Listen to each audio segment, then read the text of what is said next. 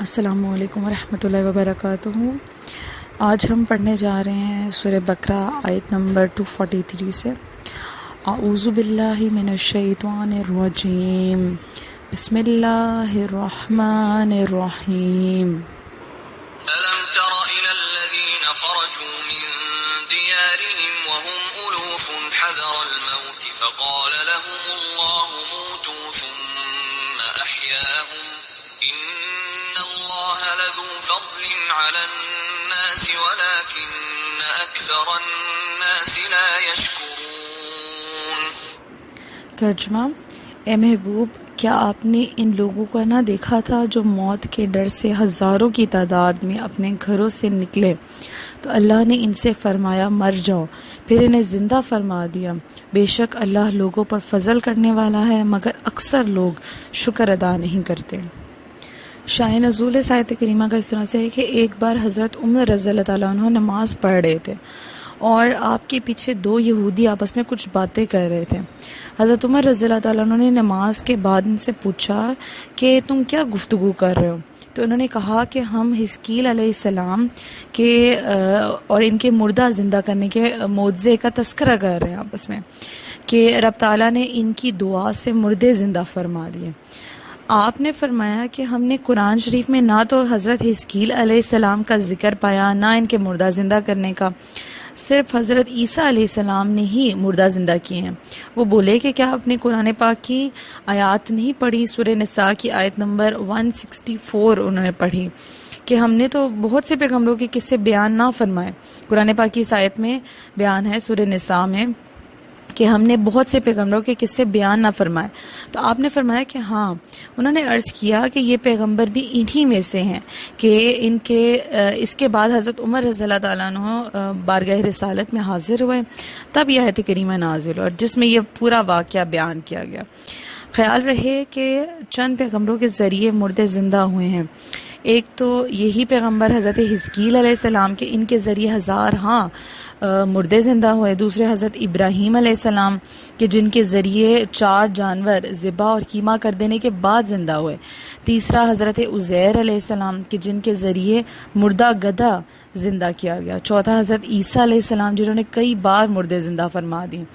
چاروں رسولوں کا مردہ زندہ فرمانا قرآن مجید میں صراحتاً مذکور ہے۔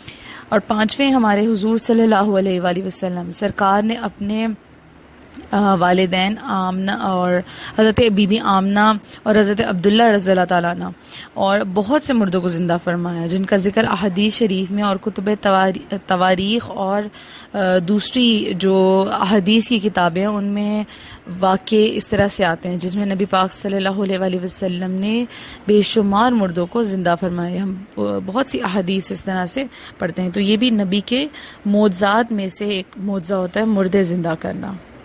تفسیر اس آیت کی ہے کہ بنی اسرائیل کی ایک جماعت تھی جن کے علاقے میں طاعون پھیل گیا تھا۔ اب وہاں کیا ہوا کہ جو امیر لوگ تھے، جو وہاں کے امراء تھے، وہ سب کے سب لوگ موت کے ڈر سے بھاگ گئے۔ طاعون کی بیماری کی وجہ سے ڈر کے وہ لوگ وہاں سے بھاگے شہر چھوڑ کے، اور جو غرباء تھے وہ وہیں پہ رہ گئے۔ اب رب کی شان یہ کہ بھاگنے والے تو بچے رہے اور نہ بھاگنے والے سب کے سب ہلاک ہو گئے۔ جب طاعون وہاں سے چلا گیا تو وہ مالدار صحیح سلامت لوٹے، تو ان غرباء کو کہا کہ یہ لوگ بڑے عقل مند تھے جنہوں نے بھاگ کر اپنی جانیں بچانی، آئندہ ایسی مصیبت میں ہم یہی کریں گے۔ اتفاقاً اگلے سال پھر دوبارہ طاعون آ گیا۔ اب سارے ہی شہر والے بھاگ کر کسی پہاڑی علاقے میں چلے گئے۔ جب وہاں پہنچ گئے تو بحکم الہی ایک فرشتے نے چیخ ماری کہ سب مر جاؤ۔ آنن فانن سب کے سب ہلاک ہو گئے۔ 8 دن تک ان کی لاشیں وہیں پڑی رہیں، یہاں تک کہ پھول کر پھٹنے لگی اور سخت بدبو پھیل گئی۔ آس پاس کے لوگ پریشان ہو کر ادھر آئے اور چاہا کہ انہیں دفن کر دیں، مگر اتنے آدمیوں کا دفن ناممکن تھا، اسی لیے انہوں نے ان مردوں کے آس پاس اونچی 4 دیواری کھینچ دی تاکہ کوئی درندہ یہاں نہ پہنچے اور بھی بدبو سے محفوظ رہیں، یہاں تک کہ لاشیں بالکل سڑ گل گئیں اور ان کی ہڈیاں بکھر گئیں۔ اتفاقاً وہاں حضرت حزقیل علیہ السلام گزرے۔ حضرت حزقیل علیہ السلام کو ذوالکفل بھی کہتے ہیں، چونکہ انہوں نے ایک دفعہ 70 پیغمبروں کو ضامن بنا کر قتل سے بچایا تھا، اسی لیے آپ کا لقب ذوالکفل یعنی ضمانت والے۔ آپ موسیٰ علیہ السلام کے تیسرے خلیفہ ہیں، لہٰذا وہ وہاں سے گزر رہے تھے اور وہاں پہ انہوں نے ہڈیاں پڑی ہوئی دیکھی اور تعجب سے کھڑے ہو گئے۔ پھر عرض کی کہ مولا ان سب کو زندہ کر دے۔ وہی آئی کہ آپ انہیں پکاریے۔ چنانچہ آپ نے پکارا کہ اے ہڈیوں بحکم الہی جمع ہو جاؤ۔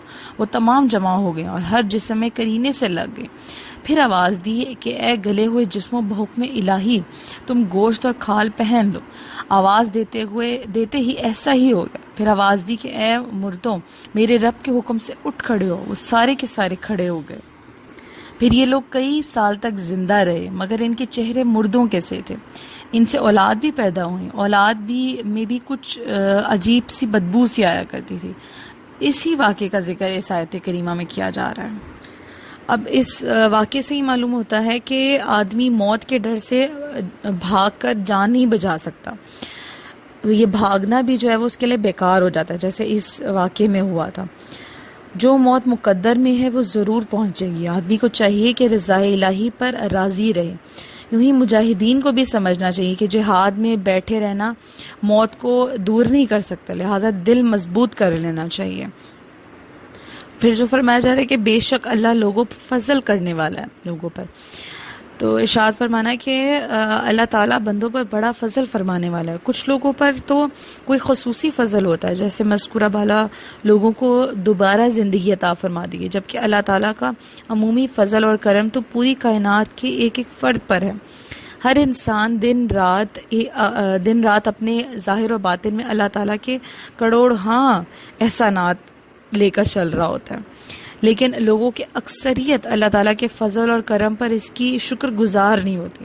جیسے کہ یہاں پہ اللہ پاک فرما رہا ہے کہ فضل تو سب پر ہے، اللہ کا خاص فضل بھی بہت لوگوں پر ہے، لیکن اللہ تعالیٰ کیا فرما رہا ہے کہ ان میں سے اکثر لوگ جو ہیں وہ نہ شکر گزاری کرتے ہیں، مطلب جو ہے ہمارے پاس اس کا ہم شکر نہیں ادا کرتے، جو نہیں ہے ہمیں اس کی طلب ہو رہی ہوتی ہے۔ پھر ایک بات جو اس آیت سے ہمیں ثابت ہوتی ہے، دیکھیں یہاں پہ آیت میں اللہ تعالیٰ مخاطب ہے نبی کریم صلی اللہ علیہ وآلہ وسلم سے، اور کیا فرما رہا ہے اللہ پاک کہ اے محبوب کیا آپ نے نہیں دیکھا تھا؟ اب دیکھیں واقعہ کتنا پرانا ہے، حضرت حزقیل علیہ السلام کے دور کا، لیکن اللہ تعالیٰ کیا فرما رہے ہیں کہ اے محبوب کیا آپ نے نہیں دیکھا تھا؟ یعنی کہ اس ٹائم اس آیت سے یہ ثابت ہوتا ہے کہ حضور صلی اللہ علیہ وآلہ وسلم نے اپنے نور نبوت سے عالم کے سارے اگلے پچھلے واقعات ملاحظہ فرمائے، کیونکہ اتنے پرانے واقعہ بیان فرما کر اللہ پاک کیا فرما رہے ہیں، آپ نے نہیں دیکھا تھا، یعنی آپ نے ضرور دیکھا تھا۔ یعنی حضور کا علم غیب بھی اس سے ثابت ہوتا ہے، اور آپ کا نور ہونا یہ بھی اس آیت کریمہ سے ثابت ہوتا ہے۔ پھر یہاں پہ جو ذکر ہے کہ یہاں سے دو باتیں معلوم ہیں، ایک یہ کہ طاعون کے زمانے میں گھر چھوڑ دینا یہ منع ہے، خواہ شہر بھی چھوڑ دیا جائے یا صرف محلہ تبدیل کیا جائے، جبکہ وبا سے بھاگنا مقصود ہو۔ یہ سب چیزیں جو ہے یہاں پہ مطلب جب کوئی وبا پھوٹتی ہے تو یہ حضور کی حدیث مبارکہ بھی ہے کہ نہ کوئی باہر سے آئے اور نہ کوئی اندر سے باہر جائے، شہر چھوڑنا، گھر چھوڑنا اس ڈر سے، موت کے ڈر سے، تو یہ سخت منع ہے۔ دوسرا یہ کہ حضور صلی اللہ علیہ وسلم کی نظر اس عالم میں بھی رہ کر ہر چیز کو دیکھتی بھی تھی اور پہچانتی بھی تھی۔ ہماری آنکھیں بیک وقت بڑے مجمع کو دیکھ کر ہر ایک کو پہچان نہیں سکتی، ہماری ناک بہت سی خوشبوئیں صحیح محسوس نہیں کر سکتی، ہمارے کان بیک وقت بہت سی آوازیں سن نہیں سکتے، مگر حضور صلی اللہ علیہ وسلم کے حواس ان کمزوریوں سے محفوظ ہیں۔ حضور انور صلی اللہ علیہ وسلم آج لاکھوں کا سلام بیک وقت سن کر سب کو علیحدہ علیحدہ جواب بھی دیتے ہیں۔ قیامت میں بیک وقت ساری امتوں میں سے اپنی امت کو پہچان لیں گے، پھر ہر امتی کے ہر حال کو بھی جانتے ہیں، ورنہ شفاعت ناممکن ہو جائے۔ حضور صلی اللہ علیہ وسلم نعمت الہیہ کے قاسم ہے، اور قاسم ہر حصے اور ہر حصے دار کو پہچانتا ہے۔ یہ حضور کی شان ہمیں اس آیت سے معلوم ہوتی ہے۔ پھر دوسری بات ہے کہ انبیاء کرام کی بارگاہ الہی میں وہ عزت ہے کہ اگر وہ کسی بات پر ناز کر کے ضد کر لیں یا قسم کھا لیں تو رب تعالیٰ پوری فرما دیتا ہے، جیسے حضرت حزقیل علیہ السلام کی عرض و معروض پر ان سب کو دوبارہ زندہ کیا گیا۔ پیغمبر کی بات اللہ تعالیٰ کے لیے بہت معتبر ہوتی ہے اور اللہ تعالیٰ اس کو ٹالتا نہیں ہے. اللہ کے مقبول بندے محبوب بندے ہیں وہ. تیسرا یہ کہ بات ہے کہ اللہ والوں کی پھونک کی آواز سورہ اسرافیل کا کام کرتی ہے کہ حضرت حزقیل علیہ السلام کی پکار سے سور کی طرح اتنی بڑی جماعت دوبارہ زندہ ہو گئی تھی. یعنی حضرت عیسیٰ علیہ السلام کی پھونک بھی یہی اثر رکھتی ہے. جیسے عالم اجسام میں بعض چیزیں رب تعالیٰ کی صفات کا مظہر ہے کہ رب تعالیٰ نے ان میں تاثیریں رکھ دی ہیں، جیسے سانپ کا زہر وغیرہ، اور دوائیں جڑی بوٹیاں رب تعالیٰ کی طرف سے شفا کا کام کرتی ہیں. ایسے ہی عالم ارواح میں حضرات اولیاء رب تعالیٰ کی صفات کا مظہر ہوتے ہیں. پھر یہ کہ کوئی بھی تدبیر سے تقدیر نہیں بدل سکتا اور نہ آنے والی موت کو ٹال سکتے. لہٰذا اے مسلمانوں، جہاد نہ چھوڑو. جب اپنے وقت پر موت ہی آئے گی تو بہتر ہے کہ راہ الہی میں آئے.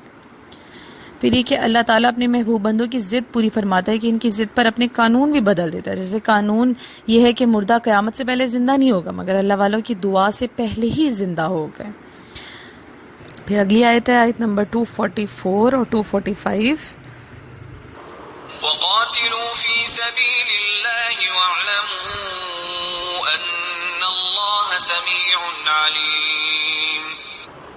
من ذا الذي يقرض الله قرضا حسنا فيضاعفه له أضعافا كثيرة والله يقبض ويبسط وإليه ترجعون. ترجمہ: اور اللہ کی راہ میں لڑو اور جان لو کہ اللہ سننے والا جاننے والا ہے کوئی جو اللہ کو اچھا قرض دے تو اللہ اس کے لیے اس قرض کو بہت گنا بڑھا دے گا، اور اللہ تنگی دیتا ہے اور وسعت دیتا ہے، اور تم اسی کی طرف لوٹائے جاؤ گے. شان نزول اس آیت کریمہ کے ہیں کہ ایک صحابی تھے، وہ حضور کی بارگاہ میں حاضر ہوئے اور عرض کیا کہ یا رسول اللہ، میرے پاس 2 باغ ہیں، اگر میں ان میں سے ایک صدقہ کر دوں تو کیا مجھے اس جیسا باغ جنت میں ملے گا؟ فرمایا کہ ہاں. تو عرض کیا کہ کیا میرے ساتھ میرے بیوی بھی اس باغ میں ہوگی؟ فرمایا کہ ہاں. عرض کیا کہ کیا میرے بچے بھی ساتھ ہوں گے؟ فرمایا ہاں. پس آپ نے ان میں سے ایک باغ کو خیرات کر دیا، اور اسی باغ میں آپ رہا کرتے تھے. آپ اسی باغ پر پہنچے تو دروازے پر کھڑے ہو کر اپنی بیوی کو آواز دی اور کہا کہ یہاں سے نکل آؤ، میں نے یہ باغ رب کے ہاتھ پر بیچ دیا، اب یہ باغ ہمارا نہیں رہا. اس پاک بیوی نے کہا کہ مبارک ہو، آپ نے بہترین گاہک کے ساتھ بڑے ہی نفع کا سودا کی، یعنی اللہ کے ساتھ تجارت کی ہے آپ نے. اس باغ میں 600 سے زیادہ درخت تھے. آپ کے خیرات کرنے پر اللہ تعالیٰ نے پھر ایک قرآن پاک کی آیت نازل فرما دی جس میں خبر دی کہ مسلمانوں کو صدقات کا بدلہ 700 گنا یا اس سے بھی زیادہ بڑھا کر دیا جائے گا. یعنی اللہ تعالیٰ نے لمٹ بھی نہیں لگائی. اللہ تعالیٰ کے ساتھ تجارت کرنا، خیرات کرنا، تو یہ اللہ پاک نے فرما دیا کہ یہ سب سے نفع کا سودا ہے، اور اس میں کتنا گنا بڑھا کے اللہ پاک پھر ریٹرن دیتا ہے. تو حضور نے پھر دعا کی تھی کہ اے میرے مولا، میری امت کو اور زیادہ عطا فرمائے، جس میں بتایا گیا کہ بہت زیادہ ثواب ملے گا. پھر آپ نے دعا کی کہ مولا میری امت کو اور زیادہ دے. یعنی پھر اس آیت میں لمٹ کو ختم کر کے پھر اللہ پاک نے فرما دیا کہ بہت زیادہ عطا فرمایا جائے گا، جس کی کوئی یعنی جس کا سوچ بھی نہیں سکتے، اللہ پاک اتنا عطا فرما دے گا. یعنی راہ خدا میں اخلاص کے ساتھ خرچ کرنے کو قرض سے تعبیر فرمایا گیا ہے. یہ اللہ تعالیٰ کا کمال درجے کا لطف و کرم ہے، کیونکہ بندہ اس کا بنایا ہوا ہے اور بندے کا مال اسی کا عطا فرمایا ہوا ہے. حقیقی مالک تو وہی ہے، جبکہ بندہ اس کی عطا سے مجازی ملکیت رکھتا ہے. مگر قرض سے تعبیر فرمانے میں یہ بات دل میں بٹھانا مقصود ہے کہ جس طرح قرض دینے والا اطمینان رکھتا ہے کہ اس کا مال ضائع نہیں ہوتا، وہ اس کی واپسی کا مستحق ہے کہ مال اس کے پاس واپس آئے گا، ایسا ہی راہ خدا میں خرچ کرنے والے کو اطمینان رکھنا چاہیے کہ وہ اس خرچ کرنے کا بدلہ یقیناً پائے گا، اور وہ بھی معمولی نہیں بلکہ کئی گنا بڑھا کر پائے گا. 700 گنا بھی ہو سکتا ہے اور اس سے لاکھوں گنا زائد بھی ہو سکتا ہے، جیسے کہ سورہ بقرہ کی آیت نمبر 261 میں ہے. صدقے سے دنیا میں بھی برکت، مال میں برکت ہوتی ہے اور آخرت میں بھی اجر و ثواب ملتا ہے۔ دنیا کے اگر لاکھوں امیر لوگوں کا سروے کریں تو آپ کو معلوم ہوگا کہ ان کی اکثریت صدقہ و خیرات بکثرت کرتی ہے، اور لاکھوں غریبوں کو دیکھ لیں کہ ان کی اکثریت صدقہ و خیرات سے دور بھاگتی ہے۔ یعنی کہ اگر ہم اپنے معاشرے کا ہی ایک محاسبہ کریں اور دیکھیں کہ جو لوگ اللہ کی راہ میں خرچ کرنے والے ہوتے ہیں تو اللہ تعالیٰ ان کے رزق میں برکتیں بھی عطا فرماتا ہے، اور جو خرچ کرنے سے دور بھاگتے ہیں پھر وہ تنگی میں رہتے ہیں کہ ان کے پاس مال ہوتا بھی ہے لیکن پھر بھی ایسا ہوتا ہے کہ وہ مال بیماریوں میں خرچ ہو جاتا ہے، دوسری ایسی چیزوں میں، مطلب برکت نہیں رہتی اس میں۔ لیکن جو اللہ کی راہ میں خرچ کرنے والے ہوتے ہیں تو اللہ تعالیٰ ان کے رزق میں برکتیں بھی عطا فرماتا ہے۔ اور جب اللہ کے ساتھ تجارت کرنی ہے تو پھر یہ نہیں کہ 1-2 روپے 10 روپے دے کے فارغ ہو گئے اور کہہ دیا کہ ہم تو بہت صدقہ خیرات کرتے ہیں 10-10 روپے دے کے۔ اتنا اپنا دل چھوٹا نہیں کرنا چاہیے۔ جب اللہ کی راہ میں خرچ کرنے کی بات آئی ہے اور جب پتہ ہونا چاہیے اور یقین ہونا چاہیے اس بات کا کہ اللہ تعالیٰ جب قرآن پہ یقین ہے ہمارا، ہم قرآن پڑھتے ہیں، تو ابھی ہم نے آیت پڑھی، ہم نے پڑھا کہ اللہ پاک کتنا گنا بڑھا کے، اب یہ 10 گنا بھی نہیں کہا، 100 گنا بھی نہیں کہا، جب 700 گنا فرمایا تو اللہ حضور نے دعا فرمائی کہ اور زیادہ عطا فرمائے میری امت کو، اس سے بھی زیادہ عطا فرمائے۔ تو یعنی جب ہمیں اللہ اور اس کے رسول کی بات پر یقین ہونا چاہیے کہ اللہ پاک بہت زیادہ گناہ ہمیں بڑھا کر دے گا، تو پھر اپنا دل کھول کے اللہ کی راہ میں خرچ کرنا چاہیے، دل چھوٹا کر کے خرچ نہیں کرنا چاہیے، اور یہ نہیں کہ پھر خوف ہو کہ جی خرچ کر لیا تو اب کہیں مطلب کم ہو گیا مال۔ اور یہ بات بھی یاد رکھیں کہ یہاں پہ کوئی زکوٰۃ خیرات صدقہ مراد نہیں لی اللہ پاک نے۔ زکوٰۃ ایک الگ چیز ہے۔ ہمارے معاشرے میں بہت سارے لوگ ایسے بھی ہیں جو بس زکوٰۃ دے کے وہ بھی فارغ ہو جاتے ہیں کہ ہم تو زکوٰۃ دیتے ہیں نا اپنے، یہ اس سے ہٹ کے بات کی جا رہی ہے۔ مطلب وہ تو فرض ہی ہے نا، فرض تو دینا ہی دینا ہے، فرض کے علاوہ بھی۔ اب اس میں فرض کے علاوہ جب بات آ جاتی ہے تو اس میں یہ ہے کہ جتنا یعنی جتنا جس کی خواہش ہو، جتنی توفیق ہو، جتنا زیادہ سے زیادہ کر سکے، اس میں اللہ پاک نے بندے پہ چھوڑ دیا کہ اب جتنا کر سکتے ہو کرو۔ زکوٰۃ میں ایک فکس اماؤنٹ آ جاتی ہے، اس سے ہم نے کم زیادہ نہیں کرنا ہوتا۔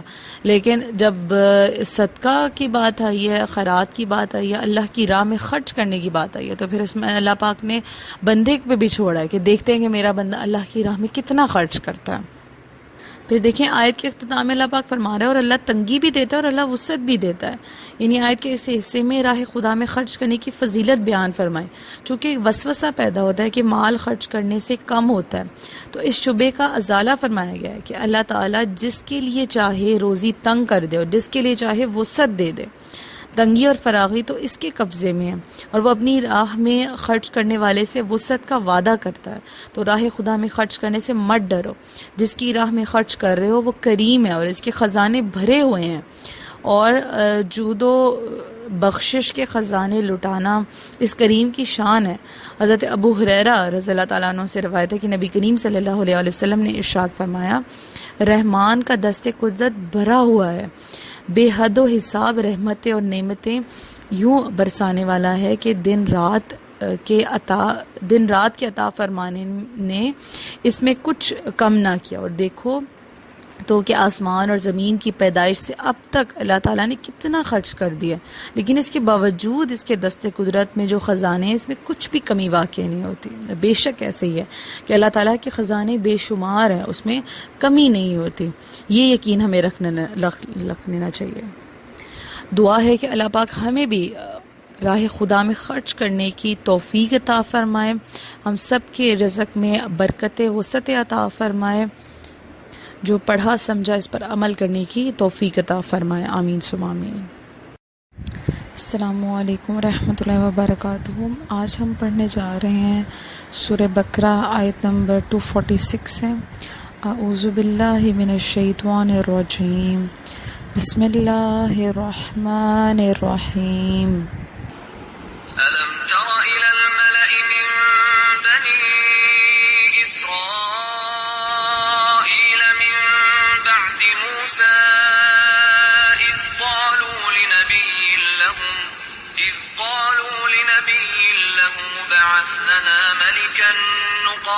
في سبيل الله قال هل عسيتم إن كتب عليكم القتال ألا تقاتلوا قالوا وما لنا ألا نقاتل في سبيل الله وقد أخرجنا من ديارنا وأبنائنا فلما كتب عليهم القتال تولوا إلا قليلا منهم والله عليم بالظالمين.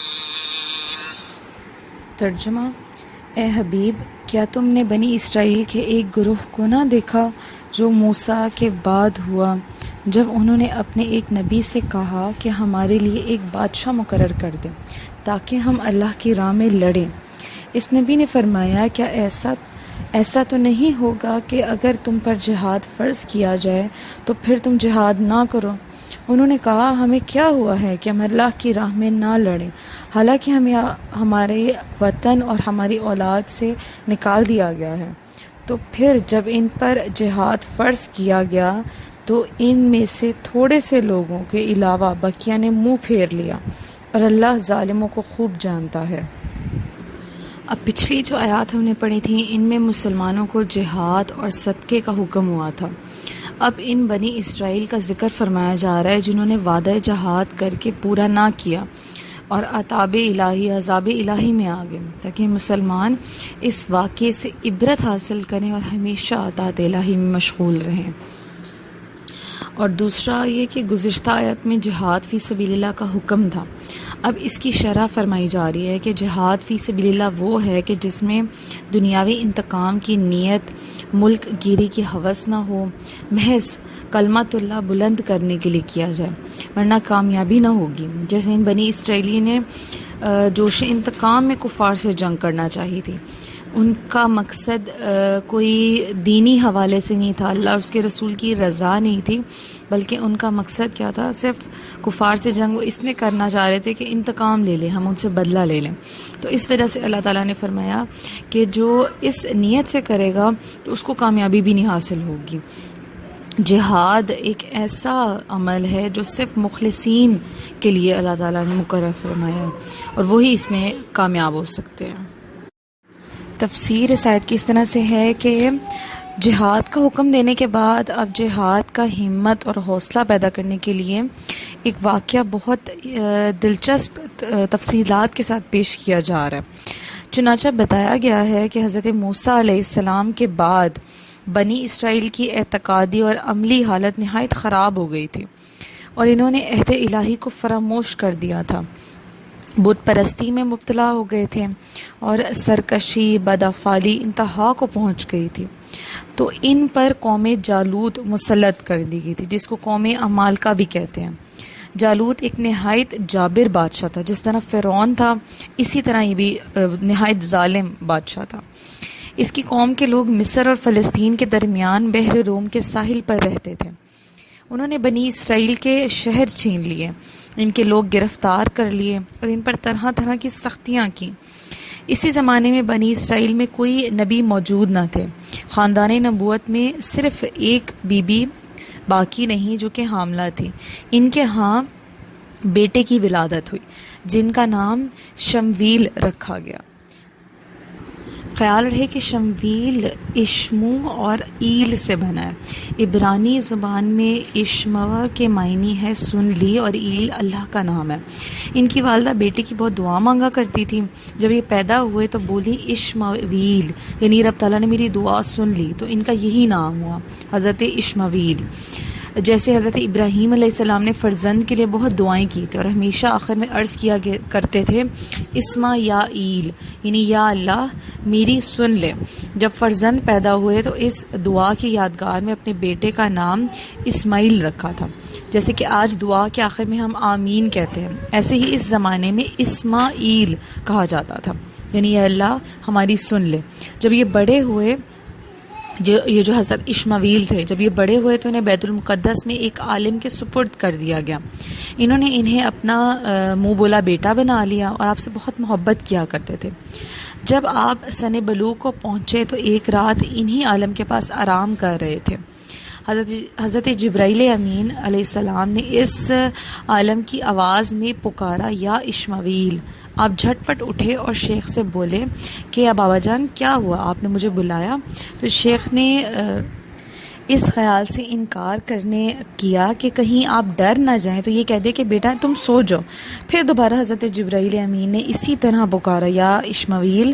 عالم کے پاس یہ گئے. عالم نے کہا کہ بیٹا اگر اب دوبارہ آپ کو ایسی پکار آئے تو تم جواب نہ دینا. چنانچہ تیسری مرتبہ میں حضرت جبرائیل امین ظاہر ہو گئے اور انہوں نے بشارت دی کہ اللہ تعالیٰ نے آپ کو نبوت کا منصب عطا فرمایا، لہٰذا آپ اپنی قوم کی طرف واپس جائیے اور اپنے رب تعالیٰ کے احکامات ان کو پہنچائیے.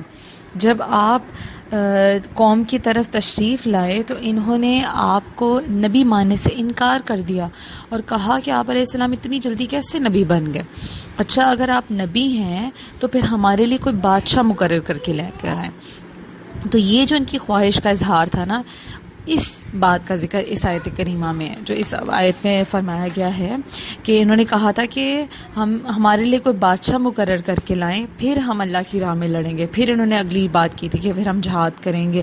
تو انہوں نے اپنے نبی سے یہ کہا، یہ ڈیمانڈ کی جس کا ذکر اس آیت کریمہ میں ہے. اب یہ بھی خیال رہے کہ اس زمانے میں انبیاء کا فتویٰ ہوتا تھا اور سلاطین جاری کیا کرتے تھے، یعنی حکمران جو تھے وہ اس کو جاری کیا کرتے تھے، کیونکہ خلق کے حاکم سلطان ہیں اور سلطان کے حاکم نبی ہوا کرتے تھے. بلکہ بادشاہ کا انتخاب بھی رعایا عام عوام نہیں کیا کرتی تھی بلکہ اس دور کے نبی کیا کرتے تھے کہ یہ اس دور کا بادشاہ ہوگا. اسی لیے انہوں نے کی قوم نے اس خواہش کا اظہار کیا تھا کہ آپ ہمارے لیے پھر بادشاہ مقرر کر کے لے کر آئیں اگر آپ واقعی نبی ہیں تو. اب اس واقعے سے یہ بھی معلوم ہوتا ہے کہ جب قوم کی اعتقادی اور عملی حالت خراب ہو جاتی ہے تو ان پر ظالم اور جابر قوموں کو مسلط کر دیا جاتا ہے. اس آیت کو سامنے رکھ کر پوری دنیا کے مسلم ممالک کی اعتقادی اور عملی حالت کو دیکھا جائے تو اوپر کا نقشہ بڑا واضح طور پر نظر آئے گا. قرآن کے اس طرح کے واقعات بیان کرنے کا مقصد صرف تاریخی واقعات بتانا نہیں ہے بلکہ عبرت اور نصیحت حاصل کرنے کے لیے یہ واقعات بتائے جاتے ہیں تاکہ ہم ان واقعات سے سیکھیں اور ہم لوگوں سے یہ غلطیاں نہ ہوں جو پچھلی قوموں سے ہوئی تھیں. پھر جب بنی اسرائیل نے حضرت شمویل علیہ السلام سے کہا کہ آپ ہمارے لیے بادشاہ مقرر کر دیجئے تاکہ ہم راہ خدا میں جہاد کریں، تو حضرت شمویل علیہ السلام نے فرمایا کہ ایسا نہ ہو کہ تم پر بادشاہ مقرر کیا جائے تو تم جہاد کرنے سے انکار کر دو اور منہ پھیر لو. اس پر قوم نے جذبات میں آ کر کہا کہ یہ کیسے ہو سکتا ہے کہ ہم جہاد سے منہ پھیر لیں، جبکہ قوم جالوت نے ہماری قوم کے لوگوں کو ان کے وطن سے نکالا ہے، ان کی اولاد کو قتل کیا، ان کی نسلوں کو تباہ کیا. یہ سن کے حضرت شمویل علیہ السلام نے بارگاہ الہی میں دعا کی اور اللہ تعالیٰ نے ان کی درخواست قبول فرماتے ہوئے ان کے لیے بادشاہ مقرر کر دیا اور انہیں جہاد کا حکم دیا. لیکن بعد میں وہی ہوا جس کا اندیشہ اللہ کے نبی نے ظاہر فرمایا تھا، یعنی بنی اسرائیل کی ایک بہت معمولی تعداد یعنی اہل بدر کے برابر صرف 313 افراد جہاد کے لیے تیار رہے تھے اور باقی سب نے منہ پھیر لیا تھا. یاد رکھے کہ نعرے مارنے میں آگے آگے ہونا اور عملی میدان میں پیٹھ دکھا دینا بزدل قوموں کا وتیرہ ہے اور کامل لوگ گفتار کے نہیں بلکہ کردار کے غازی ہوتے ہیں. فائدے جو اس آیت سے حاصل ہے کہ مسلمان پچھلی امتوں سے افضل ہیں کہ وہ لوگ تعلیم انبیاء بہت جلد بھول جاتے تھے اور یہ الحمدللہ باوجود نبوت ختم ہو جانے کے بھی ابھی تک دین حق پر قائم ہیں، سب کے سب گمراہ نہیں ہوتے. دوسری بات یہ ہے کہ اس امت کے علماء بنی اسرائیل کے پیغمبروں کی طرح ہیں، یعنی نبی پاک صلی اللہ علیہ وآلہ وسلم کی امت کے علماء بنی اسرائیل کے پیغمبروں کی طرح ہیں کہ دین سے فساد دور کرتے ہیں اور احکام شریعہ کی تبلیغ کرتے ہیں. اور پھر کہ جہاد میں انتقام، بدلہ اور اپنے سے دنیاوی تکلیف دور کرنے کی نیت نہ چاہیے بلکہ اشاعت دین کا ارادہ ہونا چاہیے. جیسے لوگ جو تھے یہ بدلے کی نیت سے اٹھے تھے تو اس وجہ سے اللہ تعالیٰ نے ان کی نیت کا بدلہ ان کو دیا اور بزدل قوم ٹھہری ہے. پھر یہ کہ رب تعالیٰ انبیاء کرام کو علم غیب عطا فرماتا ہے کہ اتنے پچھلے واقعات سے متعلق حضور سے فرمایا گیا ہے کہ علم ترى، یعنی اے محبوب کہ آپ نے نہیں دیکھا تھا. اور حضرت اشمعیل علیہ السلام نے ان کی درخواست سنتے ہی فرما دیا تھا کہ تم یہ کام شاید نہیں کر سکو گے، اور ہوا ایسا ہی جیسا انہوں نے فرمایا تھا.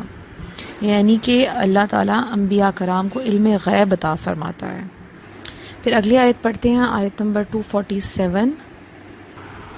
وقال لهم نبيهم إن الله قد بعث لكم طالوت ملكا قالوا أنى يكون له الملك علينا ونحن أحق بالملك منه ولم يؤت سعة من المال قال إن الله اصطفاه عليكم وزاده بسطة في العلم والجسم والله يؤتي ملكه من يشاء والله واسع عليم.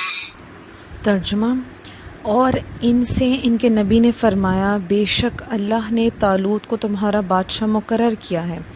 وہ کہنے لگے اسے ہمارے اوپر کہاں سے بادشاہی حاصل ہو گئی ہے، حالانکہ ہم اس سے زیادہ سلطنت کے مستحق ہیں اور اسے مال میں بھی وسعت نہیں دی گئی. اس نبی نے فرمایا اسے اللہ تعالیٰ نے تم پر چن لیا ہے اور اسے علم اور جسم میں کشادگی زیادہ دی ہے، اور اللہ جس کو چاہے اپنا ملک دے، اور اللہ وسعت والا علم والا ہے. تفسیر اس آیت کی ہے کہ بنی اسرائیل نے چونکہ بادشاہ مقرر کرنے کی درخواست کی تھی، چنانچہ حضرت شمویل علیہ السلام کو اللہ تعالیٰ کی طرف سے ایک عصا ملا اور بتایا گیا کہ جو شخص تمہاری قوم کا بادشاہ ہوگا اس کا قد اس عصا کے برابر ہوگا. چنانچہ لوگوں کی پیمائش کرنے پر طالوت کا قد اس عصا کے برابر نکلا. تو حضرت شمویل علیہ السلام نے فرمایا کہ میں تمہیں حکم الہی سے بنی اسرائیل کا بادشاہ مقرر کرتا ہوں، اور بنی اسرائیل سے فرمایا کہ اللہ تعالیٰ نے طالوت کو تمہارا بادشاہ بنا کر بھیجا. بنی اسرائیل کے سرداروں نے اپنے نبی حضرت شمویل علیہ السلام سے کہا کہ نبوت تو لاوی بن یعقوب علیہ السلام کی اولاد میں سے چلی آتی ہے اور سلطنت یہود بن یعقوب کی اولاد میں سے، جبکہ طالوت ان دونوں خاندانوں میں سے نہیں ہے. نیز یہ غریب آدمی ہے، کوئی مال اور دولت اس کے پاس ہے نہیں، تو یہ بادشاہ کیسے ہو سکتا ہے؟ اس سے زیادہ تو بادشاہت کے حقدار ہم ہیں. اس معاملے میں یہ بنی اسرائیل کی پہلی نافرمانی تھی کہ اللہ تعالیٰ کے حکم کے مقابلے میں اپنا قیاس کیا اور بلا وجہ کی بحث کی. انہیں بتایا گیا کہ سلطنت کوئی وراثت نہیں ہوتی کہ کسی نسل اور خاندان کے ساتھ خاص ہو، اس کا دار و مدار صرف فضل الہی پر ہے.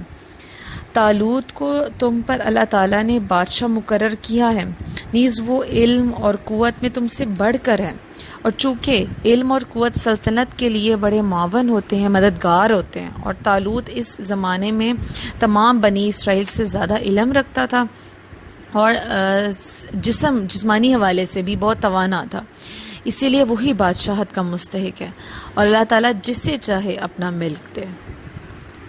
اب طالوت کو بادشاہ بنانے کے واقعے سے معلوم ہوتا ہے کہ بہت سی چیزیں معلوم ہوتی ہیں. اس میں پہلی یہ کہ حکم الہی کے مقابلے میں اپنے اندازے، اپنے تخمینے قائم کرنا یہ سب ناجائز ہے. جب اللہ کا جو حکم آ جاتا ہے تو اس میں یہ مطلب یہ چوں چرا کرنے والی بات آ جاتی ہے، اور اس میں نخرے کرنا یا اس میں اپنا علم جھاڑنا کہ ہمیں زیادہ علم ہے، توبہ نعوذ باللہ، جو اللہ اور اس کے رسول کی بات ہے اس کو اہمیت نہ دینا. تو یہ ہمارے معاشرے میں ایسے لوگ بھی موجود ہوتے ہیں جو قرآن اور حدیث کے اوپر اپنا علم زیادہ جھاڑتے ہیں اور اپنے آپ کو زیادہ علم والا کرتے ہیں، اور اللہ کے احکامات کی توبہ نعوذ باللہ اس طرح سے جس طرح انہوں نے کیا تھا اپنی اندازے لگانا شروع کر دیتے ہیں.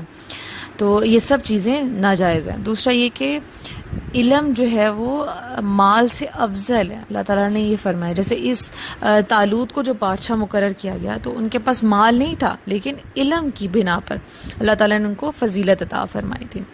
تیسرا یہ کہ حکمران ہونے کا معیار مال اور دولت نہیں ہے، بلکہ علم اور قوت اور قابلیت اور صلاحیت ہے.